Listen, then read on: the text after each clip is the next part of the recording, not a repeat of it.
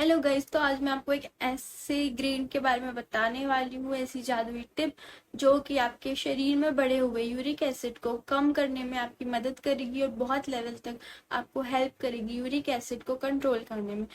सिर्फ uric acid नहीं, यहाँ तक कि गाउट आर्थराइटिस और रूमेटाइड आर्थराइटिस यानी कि जिसमें जॉइंट्स में पेन होता है उनको भी ये ठीक करने में बहुत हेल्प करेगी। अगर आप वेट लॉस करना चाहते हैं तो उस केस में भी आप इस अनाज को यूज कर सकते हैं। और ये जो एक तरह से ओबेसिटी भी बहुत मेन रीजन होता है आपके घुटनों में जो पेन होता है, क्योंकि ज्यादातर पूरे बॉडी वेट हमारे सोल्स और हमारे नीज पर ही आ जाता है। तो हिप जॉइंट उनमें बहुत ज्यादा फर्क पड़ता है, जो कैलिकस जिसको हम बोलते हैं, ये जो जॉइंट साइड में बहुत ज्यादा फर्क पड़ता है, हील पेन होता है, जिससे कि गाउट आर्थराइटिस तो बढ़ता ही बढ़ता है और उसका पेन और इन्फ्लेमेशन भी बढ़ता है। तो इस अनाज को यूज करके खाकर आप काफी इन सारी प्रॉब्लम से अपने आप को बचा सकते हैं।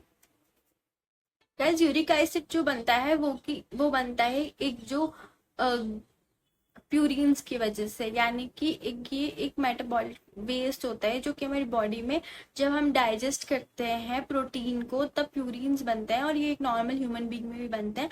बट नॉर्मल जो कंडीशन होती है उसमें हमारी किडनी यूरिक एसिड को प्यूरिन्स को बाहर निकाल देती है। बट जो लोग यूरिक एसिड से परेशान होते हैं, यानी कि जिन लोगों की किडनी उसे बाहर नहीं निकाल पाती, फिर वो यूरिक एसिड क्रिस्टल की फॉर्म में हमारी बॉडी में जमा होना शुरू हो जाते हैं। स्वेलिंग, चलने फिरने में दिक्कत हो सकती है आपको, रेडनेस हो सकती है और बहुत ज्यादा थकान जब भी आप कोई भी फिजिकल एक्टिविटी करते हैं।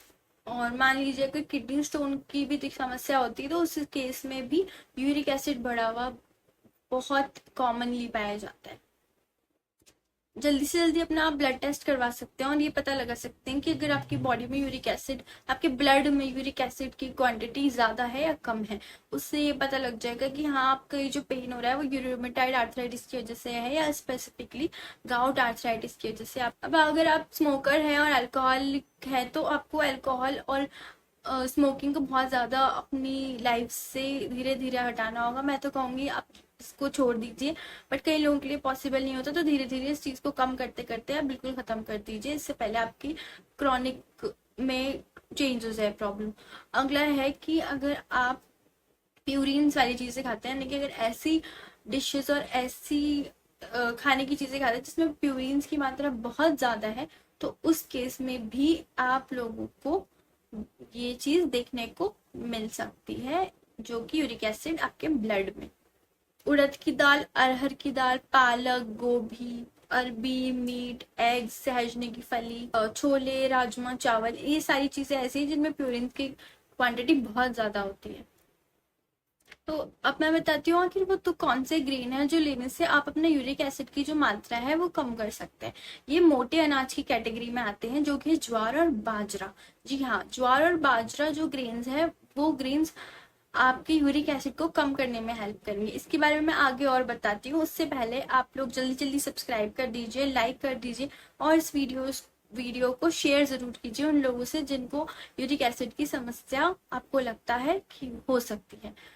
तो अगर मैं आगे बात करूं ज्वार और बाजरा के बारे में, अब आपको क्या करना है कि सुबह तो आपको खानी है ज्वार की रोटी और उसके बाद इवनिंग में आपको खानी है बाजरे की रोटी। आपको गेहूं अवॉइड करना है। इनके बहुत सारे हेल्थ बेनिफिट्स होते हैं, जिसमें से एक है यही जिसके बारे में हम बात कर रहे हैं, यूरिक एसिड कम करने के बारे में।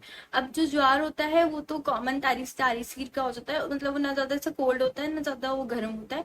अगर हम बात करें बाजरा की, तो बाजरा गर्म होता है तासीर में, तो अगर आपके यहाँ पे टेम्परेचर बहुत ज्यादा है तब उस केस में आप उसे अवॉइड करते हुए बाजरा की जगह ज्वार को ही अपनाए। बट अगर नॉर्मल टेम्परेचर चल रहा है तो सुबह आप ज्वार और बाद में आप बाजरा भी अपनी डाइट में ले सकते हैं। करीब 1 महीने तक आपको ये रूटीन फॉलो करना है और 1 महीने के बाद आप उसकी क्वांटिटी भले कम कर सकते हैं, बट 1 महीने तक लगातार आपको यही रूटीन फॉलो करना है।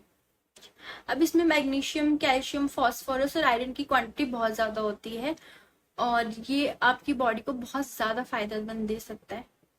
इसमें क्या है, विटामिन B12 की क्वांटिटी भी बहुत ज्यादा होती है, जिससे आपके जोड़ों को तो मजबूती मिलती है, उसके साथ साथ एक्टिव भी रहते हैं और आपको बहुत ज्यादा जो थकान होती है उससे भी आपको छुटकारा मिलता है। इसमें प्रोटीन और सॉल्युबल फाइबर भी पाया जाता है, जो कि आपके डाइजेशन को भी इम्प्रूव करता है। वजन घटाने में भी बहुत फायदेमंद होता है, क्योंकि इसमें में फाइबर होता है और साथ साथ आपकी शुगर को भी कंट्रोल करने में बहुत ज़्यादा हद तक हेल्प करता है।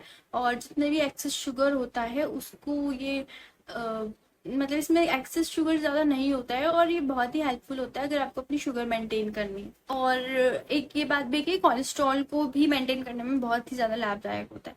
तो गाइज आशा करती हूँ कि जो आज मैंने बातें बताई वो आपको बहुत हेल्पफुल लगी होगी, आपके बहुत काम आएगी। तो डेफिनेटली मेरे चैनल को लाइक करें, सब्सक्राइब करें। डायबिटीज़ की स्पेसिफिक डाइट देखना चाहते हैं तो जाकर ज़रूर देखें। मैंने उस पे ऊपर एक काफ़ी डिटेल वीडियो बनाई हुई है। थायराइड डाइट भी मैंने अपने वीडियो के द्वारा चैनल पर अपलोड की हुई है। तो डेफिनेटली सब्सक्राइब करें, लाइक करें एंड शेयर करें।